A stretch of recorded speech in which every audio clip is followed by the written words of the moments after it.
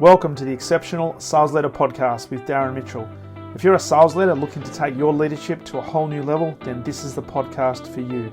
We'll be exploring tips, techniques, and strategies to help you take your leadership to the exceptional level and allow you to enjoy more money, more meaning, and better sales results.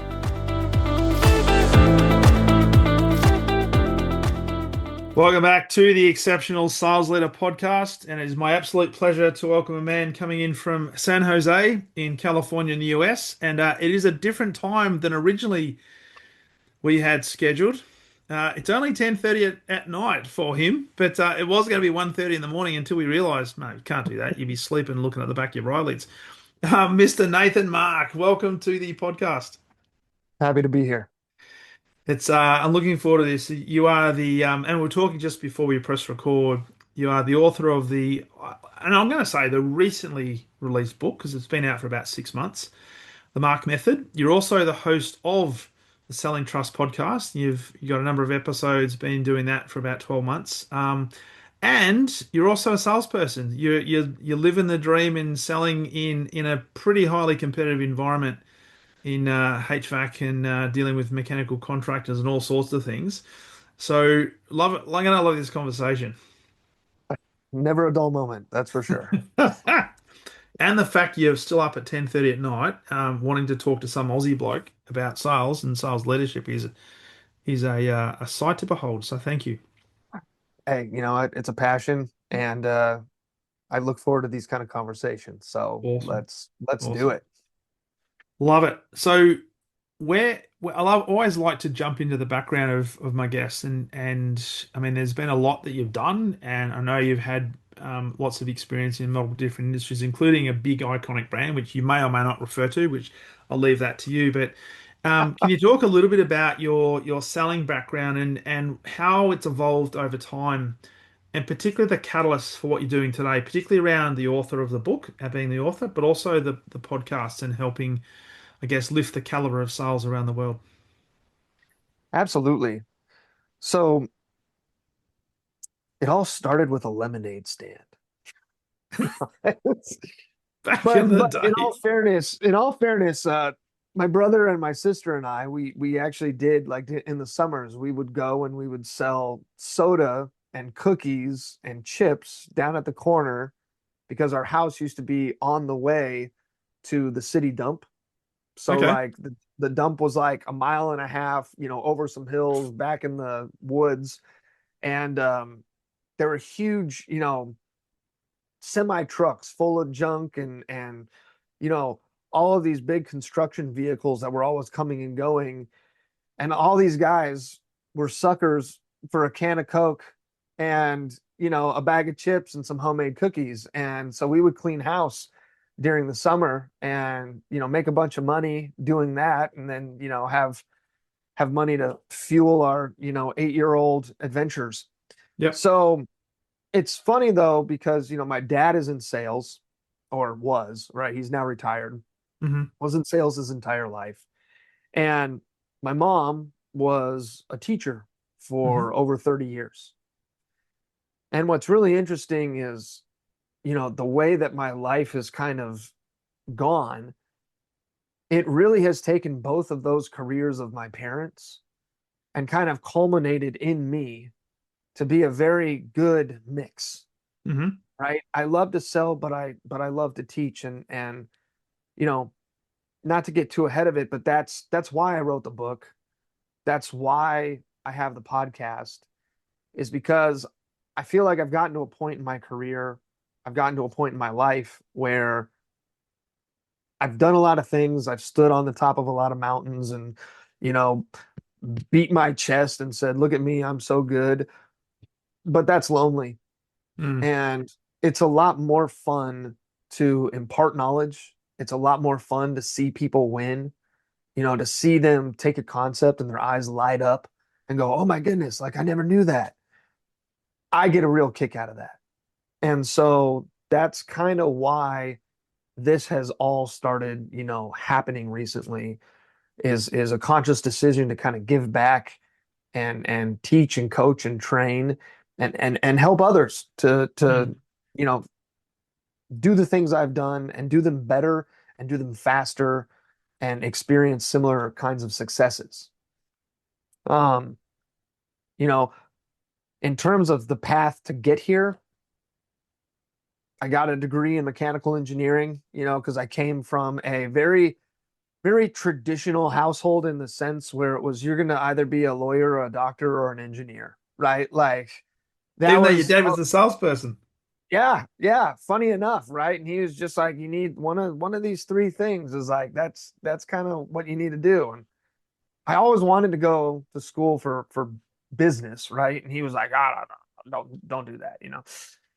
Okay, so I'm not good at just memorizing things, like just flat out memorization. So doctor was out the window. I did a huge research paper when I was in high school on being a lawyer, and we'll just say I felt like I was going to use my powers for evil. So lawyer was out, and so I was left with engineer. And I've always liked building things and creating things and understanding how stuff works. And so I went and I got my degree in engineering. I got a minor in small business entrepreneurship because I still kind of, had that desire to have something salesy, Mm. in there. Um, and then when I graduated, there were no engineering jobs. The market was just crap. It was awful. And I was, mid-tier student at best. I was very lucky I graduated. I had a little too much fun. Um, and all my friends that did really, really well in like the pure engineering, they all got the jobs. And I was sitting there like, what do I do?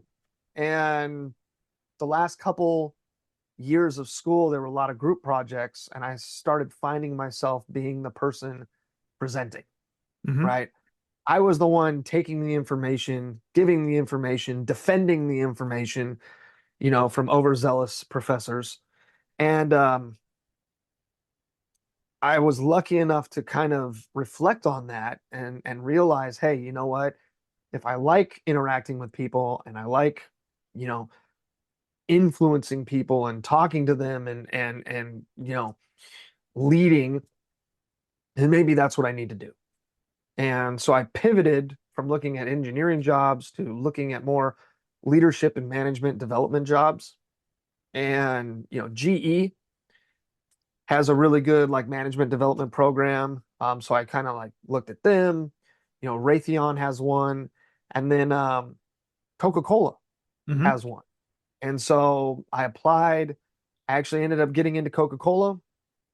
I was part of their university talent program, which was like a leadership and management program in ops, and did that for about 2.5 years.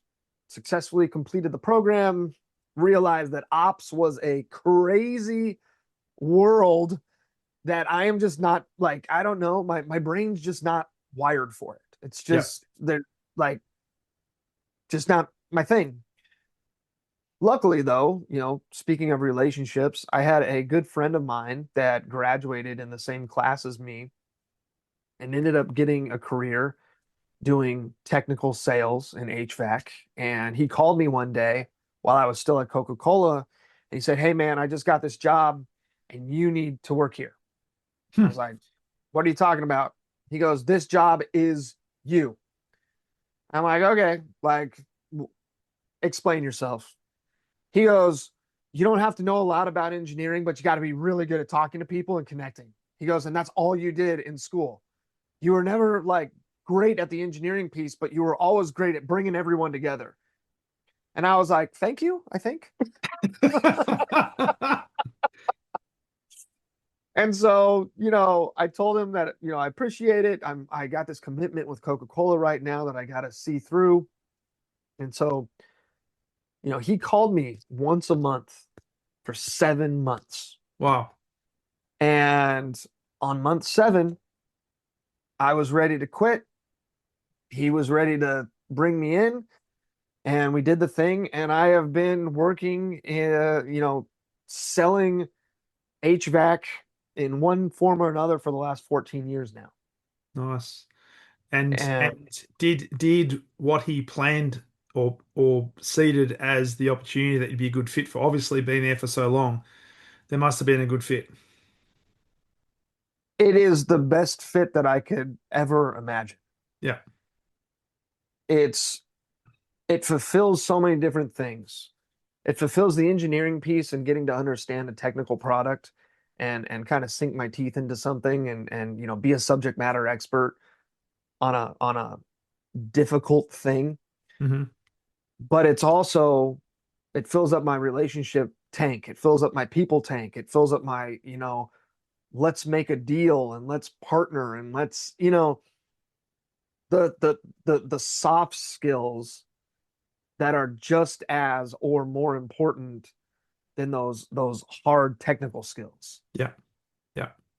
So I wanted to ask you, Nathan. I normally ask people what's their affiliation with sales, and you've described that really well, and what you think of sales. Um, you're very big on relationships. So you've talked about the story of being in uni and doing all the presentations and being having the ability to bring people together and not necessarily having perhaps the technical expertise that perhaps others might, but you know enough, would, as we say in Australia, enough to be dangerous, There but you your go. your Yes. ability to bring people together. Um, what do you say? Because a lot of people think of sales as you've got to have the gift of the gab, you've got to be able to, talk underwater, you've got to be able to pitch and all that sort of stuff. When you talk about sales and as it relates to relationships, I guess what I'm asking is, what's your philosophy around sales? So I think the philosophy that I have around sales and I don't know if it's unique, but it's that you don't if you know your product well enough and you know yourself well enough and you understand what people need, you understand, the pain points of your clients, you understand the desires of your clients, and you have this I not only do you understand those things, but you have a willingness of high level customer service. If you have those three things, you'll never sell a day in your life. Mm, All you're going to be doing is connecting with people and solving problems for them through the mastery of your knowledge of the thing that you're providing. And it, Now, sorry, you're going to say something else? yeah, I was just going to say, and it becomes very fulfilling, right? Instead of a daunting, oh my gosh, I got to make 100 calls today. Oh my gosh, I got to go to a networking event and shake as many hands and give out as many business cards as I possibly can. Anxiety is at an all-time high, and maybe you're having drinks because you got to like calm your nerves. Instead, you're doing more business with fewer people. You're having a deeper level of connection with them. You want them to succeed. They want you to succeed. And the only drinks that you're having are the ones you're having right next to them at the bar talking about your wins. Yeah, yeah. So I wanted to delve. I've just been looking at your LinkedIn profile, and there's a couple of things that stood out for me, and I'd love to delve into a little bit about the catalyst behind the book, but then the details of the book itself. Um, on your profile, and I'm going to encourage people to go, and I'll give people an opportunity to how to connect with you as we bring this to a close later on. But um, you describe a story sitting in your car after losing a deal that you thought was locked, and a few weeks later, you grabbed lunch with a client. There was no agenda, no pitch, just a real conversation and an opportunity to disconnect by connecting. Life, family, what we were building. That one lunch turned into two opportunities, both closed, and that was a shift. I stopped chasing and started connecting. And then a few lines below that, the thing that popped out for me is most people don't have a lead problem, they have a relationship depth problem. Right. Talk to me about that and specifically your experience, because out of despair, out of not getting a deal, probably a deal that you thought you were going to get, something has happened, and I'd love to know how that has helped to not so much transform you, but what impact did that have on you as a salesperson, as a professional, as an influencer, now as a as a sales teacher and sales influencer through being the author. So, I'm directly speaking right now to anybody that's listening that feels like they're doing all the right things, selling, and they're not getting anywhere. The next, 5 minutes is going to be to those people. So I thought at the beginning of my career that as long as I had a competitive price and had the speed and the accuracy in my interaction with my client, I was I was the man, right? Hey Nathan, I need this. Boom, you got it. I got folders with resources and everything on deck, right? I'm gonna get you your quote. I am going to get you your request. I'm gonna answer your question faster than anybody else, as accurately as humanly possible, and that is the service that I am going to provide. And it had lukewarm results at best, Mm. right? Everybody appreciated the speedy service, everybody appreciated the information, but because I was behaving more like a robot and less like a person, I was very, very easy to disregard. Hmm. And deals that I thought were in the bag, deals that I worked on this for 6 months. Why wouldn't they go with me? Right. Well, they wouldn't go with me because they didn't know who the hell I was, like it, like, there was no loyalty. There was nothing to make me sticky. Right. And so it was kind of going through that process and then also reflecting on the fact that, I see other guys in the office or other people that are up on the, leaderboard in our sales organization that are never in front of their damn computer. Mm. They got a golf bag strung over one shoulder and they got a tan, and it's the middle of December and they're tanned because, they're out playing golf. And it's like, who are these chumps? Like, and at first that was my thought. Like, what? Like, these guys, these guys aren't, experts. Like, they don't know everything there is to know about everything. And they're not in front of their computers answering every email furiously, like checking every box and doing all the things that everybody wants from them. What the hell? And then it was that realization that, oh, like, those guys know who they're selling to. Mm. Those guys don't have to sell because they don't have to anymore. Like, their relationships are their business. And so going out golfing is selling. Mm. Taking people out to dinner is selling. Going to, Cancun with their best clients and partying with their wives and their kids and, like, making it a family affair, like, that is their selling. And it was like, you know, and the crazy thing is, you mentioned the line about the lack of depth in relationships being the real problem, not a lead problem. It would melt your mind, the number, or maybe it wouldn't, Mm. but the number of people that I speak with that, want to get into like a coaching consulting, relationship with me. And the thing that they ask, I need, Nathan, I need more leads. And I'm like, well, do you listen to my content? Like, what has brought you here today to make you think that that is something that I can offer you? Yeah. And they're like, well, if I just I know that, like, I need to do a better job of understanding like who I'm working with, but if I just had more leads, then it would be so much easier. And it's like, whoa, like, stop, time out. This isn't a lead problem. This is the fact that you're out looking for something that you most likely already have in the book Mm. of business that you already have. And it's, if you need leads, stop stop looking for a magic bullet. Why don't you call someone that you've worked with and ask for a referral? That's it. Better yet, why don't you throw a party, right? Throw a party and say thank you to the last 20 people that you've done business with. And at that party, teach them something.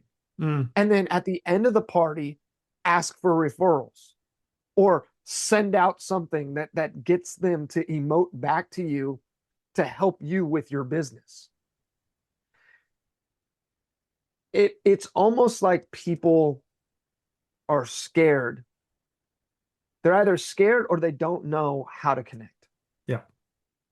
And so the thought of the energy spent connecting, the vulnerability behind having to like go deep with somebody, the thought of that makes them go, nope, nope, I just want, fresh blood, you know, let's throw the paint at the wall and see what sticks. That is way less scary. I could cold call 300 people and it would be less scary than calling 5 people that I need to talk to and need to develop a relationship with. Mm. And that's where I love you sharing that because that's where a lot of people come to the realization. Well, they say, well, sales is all about numbers. So the more numbers you go, just keep smiling and dialing, just smiling and dialing, make more calls, get more. But if most salespeople looked at their existing portfolios or the business they've done with organizations over the last 6 to 12 months, they'll find that there's a reservoir of opportunities there ready for the um, not so much necessarily instant conversion, but worth investing in that could be Yes. turning into some good, high quality, sustainably successful business relationships. And even at sales leadership level, I see sales leaders continuing to, inverted commas, encourage their sales team to go out and knock on new doors, look at Right. new and not doubling down on, well, who do we know who already loves us, who already knows us, who already likes us, and how can we start to double down in the investment of those relationships, particularly in the world of AI? Yes. Yes.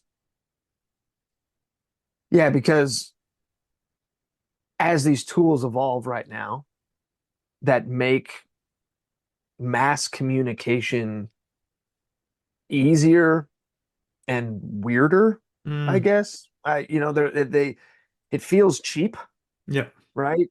I just had this talk today with my team about how one of the biggest complaints I get from some business owners that are my clients is how we went, they're old enough to where they were in an age doing business before the internet and yep, before email, and they said that they loved it. One guy said that I work with, he said, yeah, the I knew the fax machine was the beginning of the end because it was the beginning of the cheapening of communication. mm, And so before that existed, you had to be intentional about everything you did, especially in the sales role, yep, especially like a complex sale.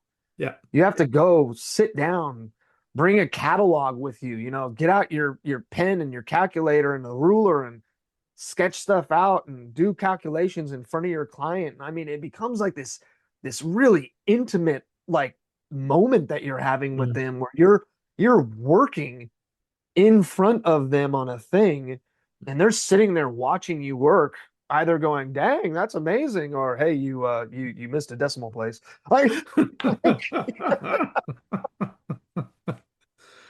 but it's gone from that, right? And that drove massive amounts of connection. mm, And it also was the definition of less is more, right? mm, Because you usually had less projects, you had fewer things that you were able to do because you could only see so many people in a day. yep, But it was so much, the quality was way higher. mm, Now, you know, on average, I'm anywhere between 150 to 250 emails that go through my inbox a day, yep, right? yep, And it's as simple as, an email to everyone that's, oh, thanks. you know, to an 8 paragraph wall of text that it's like, oh Lord, why did they hit send? Like, it's and so it's just it has made communication a lot less intentional and a lot more cheap. And so Yeah. with AI now, that's only being amplified. Mm. And so our ability to kind of think back to the past and get good at the old stuff, which is, shaking a hand, looking someone face to face, right? Sitting down across a table from someone and Yeah. having a hard conversation, in person. I think all of those things are just like massively important. And the more that AI becomes integrated in what we do, it's going to shine a bigger spotlight on people's ability or inability to genuinely connect. I could not agree more. And interestingly, there's a number of people I've spoken with on this podcast over the last 12 months. A lot of them in pretty influential positions in the marketplace, a lot of them using AI, a lot of them doing research around the impact of AI as it pertains to sales leadership and the whole narrative around sales leadership. And there's a common theme throughout all of them that curiosity will be the differentiator moving forward as a key soft skill. And in B2B business, in particular complex sales, the relationship between human beings cannot ever be broken. AI Yeah. cannot break that. So our ability to be able to build a relationship, hold a conversation, be curious is going to separate and differentiate the good from the great. And if you're not able to do that, and I sometimes look at, and I don't want to generalize for a generation, but the Gen Zs and sometimes the millennials who have been brought up using the smartphone and been indoctrinated into this online world and just communicate via text or Slack or whatever the case might be. Did you say Yes. something? Yeah, exactly right. It's exactly right. But that's the biggest opportunity because they're gonna be the future leaders of our enterprises. And if they can't learn how to have decent conversations, build those connections, and lead with curiosity, I don't know what's going to happen. Dot Amen. dot dot. It's So yeah. Nathan, I'd love to talk about the book. Before we delve into and we want people to get the opportunity of getting a copy and reading it, obviously. But was there a specific moment in time? Was there a specific catalyst that led you to write the Mark method? It was an evolution. Okay. It started off as a bunch of Word docs and a bunch of spreadsheets. I went into an official training capacity for all new salespeople coming into our region about 4 years ago ish. Hmm. And it was difficult because the way our company usually hires, it's one, maybe two at a time. And so it becomes very challenging to give the same level of attention, the same soft skill focus to a new person every 6 months, every 9 months, and make sure that I've kind of covered all the bases and not left anything out so that, I'm not shortchanging anybody that's coming onto the team. And so I kind of had, like I said, some loose documentation floating around of things that, go over this, go over this. Oh, give them this, send them this article, like Mm. and the more and more I thought about it, it became this idea of instead of doing this, like, can I put something together that really captures how I've been successful? And what does that look like? Hmm. And so then it started morphing and the beginnings of a book started happening and it eventually turned into kind of this infotainment piece Hmm. that I call the Mark method. And It's right here, and it's all about getting to this. Yeah. It's all about getting to the handshake and having a moment with the people that you are working with. Um, it just so happened that my wife really encouraged me to make my name the acronym for it, and Yeah. I was like, I don't know about that. Like that seems a little too like on the nose, maybe. And she was like, No, do it. It'll be memorable. So I'll at least buy a copy. yeah, exactly. So I took her advice and created the Mark method, and to go through it quickly, right? Because it's all very simple. It's very simple because, complexity kills, Yeah. right? So M-M-A-R-K, Yeah. right? M squared. So the first M is master your product, master your craft, master whatever it is that you are selling. You need to have some form of mastery. You don't have to have it all mastered, but you need to have some go-to tools Mm. in your tool belt so that you can build authority and you can provide value. The second M is mindset. Something that I think gets talked about a lot, but not really understood or given the proper amount of respect that it should have. If if you're not in sales, I'd say this book is for everyone. Mm. You said yourself that we are all salespeople, We are. right? In one form or another. And I think that is an incredibly true statement. But I think people in sales really have the mindset piece tested frequently and can resonate with why it's important, especially, if you're an old dog and you've been around a while, right? You've been kicked a few times, Yeah, you know, absolutely. Yeah. and you have to choose to get back up. It's like every great boxer in the world chooses to continue fighting after getting punched in the face. Hmm. That's a hell of a choice, It is. right? And so it's having that mindset of endurance and you know not getting fatigued in what you're doing. I'm currently wrapping up a job right now that has been one of the most demanding, difficult jobs I've ever had in my entire career. It is going on 3 years. Wow. It's a 3 year job. And it's just like, and Mm. talk about the mental fatigue and the relationship fatigue, right? Mm. Because I've been talking about the same damn job with the same group of people for 3 years, and they're just like, you know, when is this gonna end? And I'm like, when is this gonna end? Like, it's just like and they're like, are you tired of this? And I'm like, yeah, hell yeah, I am. And they're like, us too. Like, and not putting your best foot forward, that and I'm guilty of this, at certain points in the job, like has it's been a little difficult to recover from because it was like, sorry guys, like I got job fatigue. Like Mm.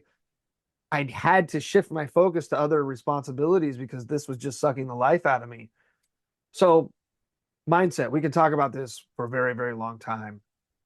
Having that bulletproof mindset, having that grit, and getting back up even when you get knocked down, like it is priceless in a sales role. Mm. The A is authenticity. Okay.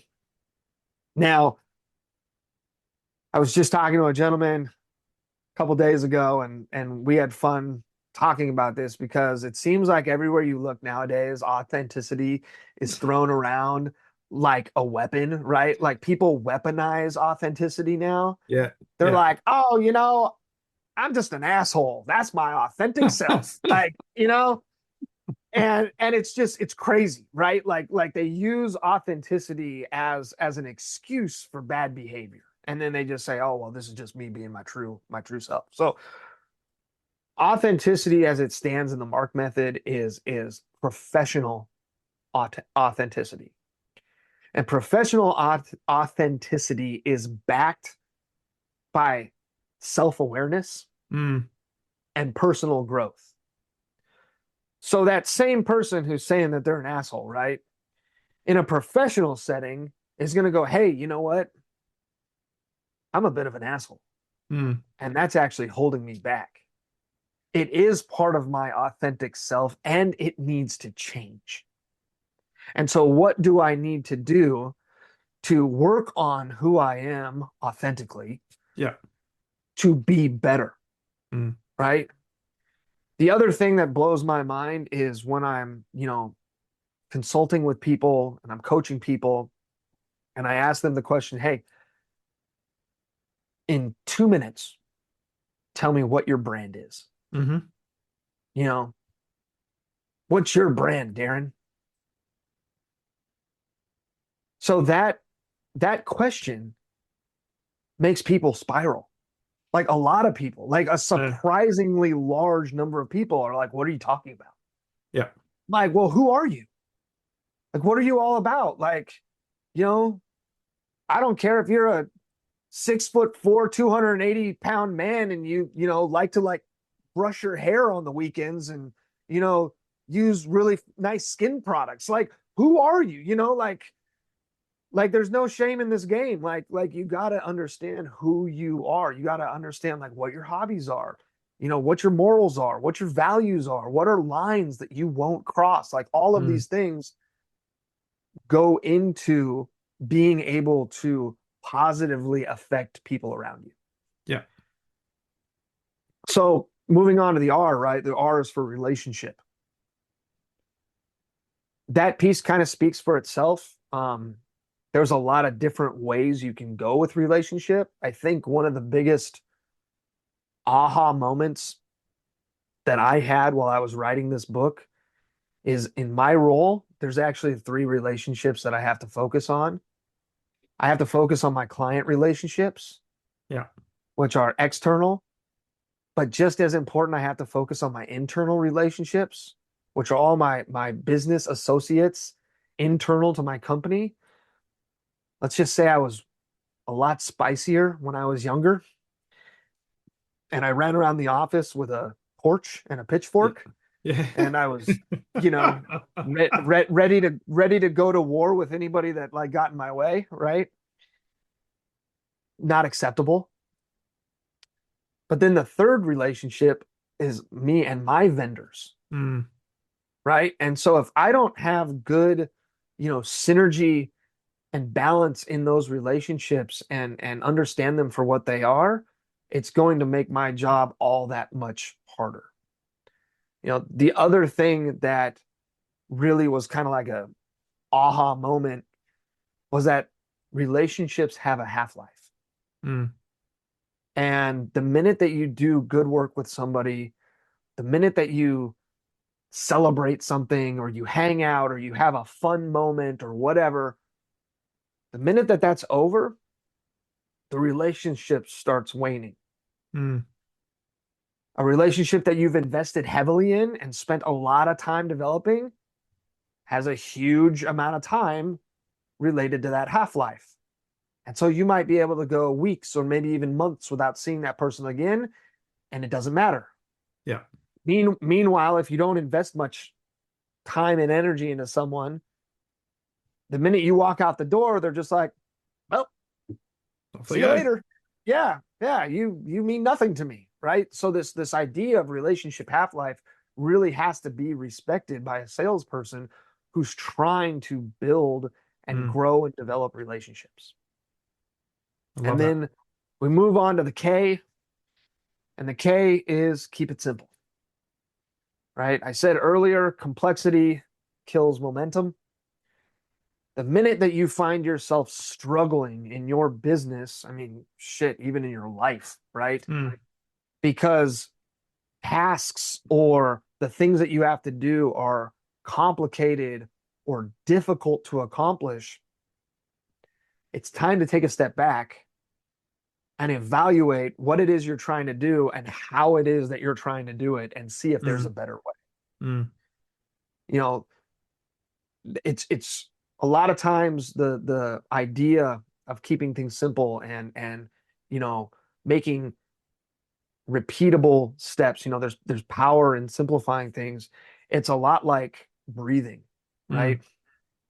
You breathe in and you're becoming more successful, right? Your business is growing. You're woo, like we're got lots of dollars coming in. Yay.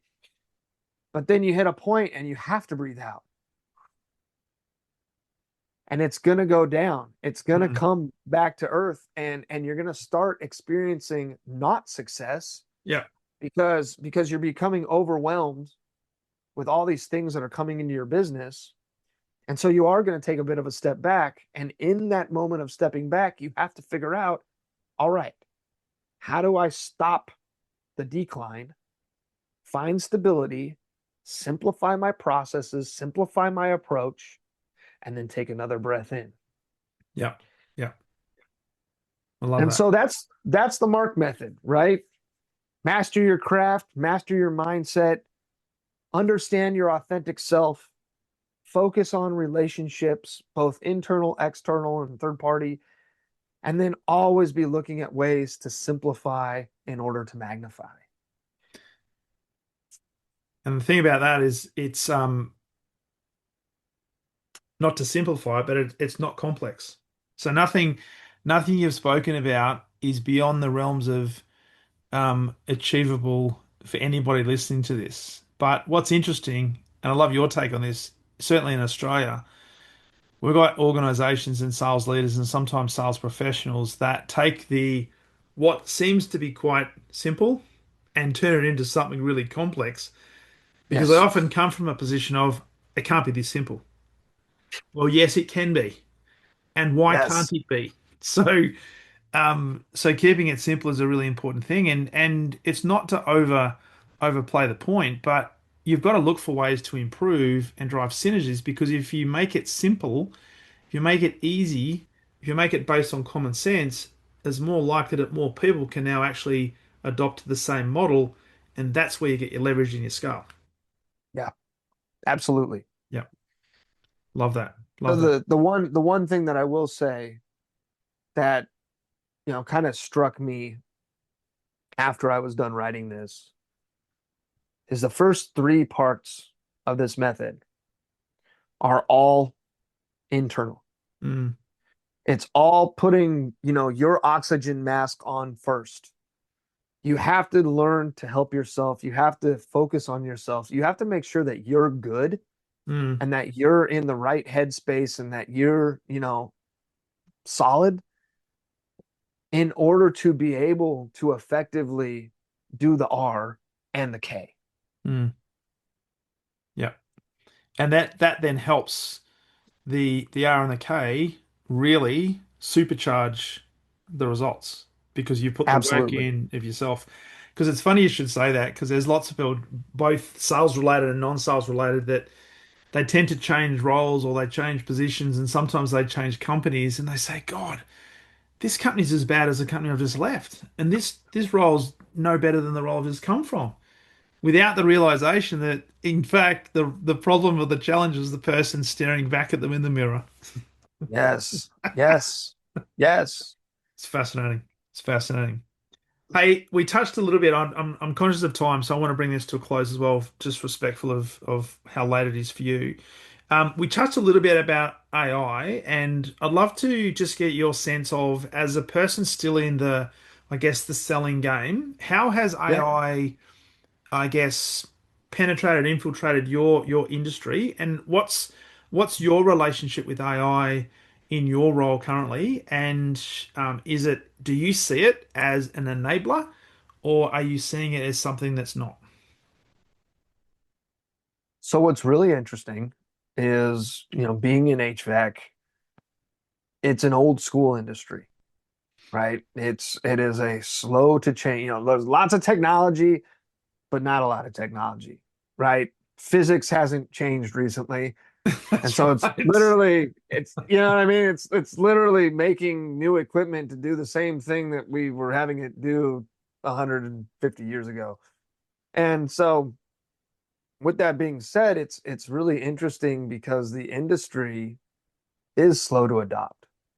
Um, my company in particular, you would swear that AI is the boogeyman, right? And like I'm on a wait list right now to get some AI tools deployed because our IT department is like vetting them, and they just have this idea that like, once you open the door, like it's in and you got it, and there's no getting rid of it, right? And yes and no. What I use in my personal life and how I use it though, it's made things a lot simpler, right? It's allowed me, to organize my CRM better. It's, you know, allowed me to not forget about things that are coming up or Mm, do important things for people that I otherwise probably would have forgotten, you mm, know, a client's birthday or a client's kid's birthday, right? Instead of it just being in my calendar, never to be seen again, I can have, my chat GPT linked to my calendar and have it looking at it and go, hey, listen, your client's kid is about to turn 6. At the very least, we should probably send them a card. And it's like, yeah, cool, do that. It's like, okay, well, here's options for cards and like click the one you like. And so it's like I can get it all the way down to the point where, okay, like, I get the card shipped to me and now, it's at my doorstep and I sit down and I get to write the message in it and I get to say, congratulations and all this stuff. And then, yeah, you know, drive it over to my customer and make it a moment to connect. yeah. Um, so it is very tool based, right? It's an enabler, right? It just helps me stay organized and use my information better, Mm, right? But with that being said, now I have more time to focus on my connections. Now I have more time to get more birthdays into my calendar, right? Because I can take someone out to lunch and I can ask them about that. mm. And I can find that out and I can, not from like a creepy like, oh, hey, what's going on in your life? But it's these people that I've been working with and I will say this, to everyone that's listening, most of the clients that I have, the companies that I call on, I've had them as clients for going on 10 years now. Okay. So I'm old hat, right? Like when Nathan walks through the door, it's just like, look at that guy. Like, you look what the cat dragged in, what are you doing here? And so it's like I have a familial vibe with a lot of my clients already, and it's taken a crap ton of work to get there. Yeah. The AI piece of things, at least in my own, personal application of it, since I haven't been able to fully deploy tools, in my work environment, it just helps me connect better Hmm. and it keeps me more organized. And it's like having a high powered assistant that I don't have to pay for, Yeah, that's right? it. That's it. But it's never going to replace me walking in the door. I just recently took a few clients to Mexico to see our factory and show them like how the product's made. And, you know, we had a little extra time one of the days. And so I ended up, in a pool with my client, having some cocktails and just hanging out. We ended up talking for almost 4 hours. We almost missed dinner. And and it was so funny because like the number one thing that I was left with as we're, frantically drying off and like running to our rooms is like AI can never do that. No, no. And But as so we, that yeah, yeah, that is goes. why I'm relevant, Yeah, yeah. right? That is why I'm important. That's why I have a place in this industry and in my role because I held someone's attention and had genuinely good deep conversation with them for 4 hours. And it's a great, And it's a he still wanted to talk to me on the plane ride home. because there'll be people listening to this and saying, Jesus, you must have a lot to talk about. How can you talk for 4 hours or something? Well, it's interesting. You just ask lots of great questions and be curious, as we've already talked about. Totally. Totally. And it's the old adage that people still want to do business with those who they know, like, trust, and remember. Yeah, Never fails. never fails. So Nathan, hey, great way to wrap up what has been a great conversation. So thank you for coming on the podcast. I've really enjoyed this conversation. Um, People listening to this, I always ask, where's the best place for them to connect with you, learn more about what you do, and specifically plugging into your podcast and also getting a copy of your book, The Mark Method. Where's the best place for them to do all that? So you can find me at nathanmark.com. Very, very easy. And then my LinkedIn is linkedin.com. And then the handle, or what you can search for, is Nathan Mark Method Nice. on my Perfect. LinkedIn. And those are probably the two, like either my personal website, you can find the book there. If you also, if it's easier to grab a copy off of Amazon, it's on Amazon. So you can, go on, type in the Mark Method, and it's there, available for purchase. Um, but you can also get it, you can get a PDF version of it on my Yeah. website. Yeah. And then if you want to, chit chat or connect, like finding me on LinkedIn is probably one of the easiest ways to do that. Perfect. Awesome, mate. Well, I'll put that on the show notes, and I'll also put a link to your podcast as well, so people can check that out. So I know you said you're doing a lot more interviews and starting to do a lot more there. So and there's also a YouTube channel. So I'll put all that on the show notes, and I encourage people to check you out in terms of the website, buy the book, and obviously connect on LinkedIn. So mate, can I say thank you for jumping on? I know it's not as late as it could have been, but still I do respect that it's still late in California. So appreciate coming on in your own time, and thank you so much for being a guest on the Exceptional Sales Leader podcast. Thank you for having me, Darren. I really, really appreciate it. And I love doing this, right? This to me, this is what it's all about. Mm, It's connecting. I would love, if I was down the street from you, I would love to go and grab a beer, you know, and tell some war stories about selling. And like, this is what it's all about. This is what life's all about, right? It's it just is. connecting and having shared moments with people that make the human experience that much better. Mm, So thank you. you're welcome, mate, and a great way to end what has been a great podcast. Thank you, mate. You got it. Take care.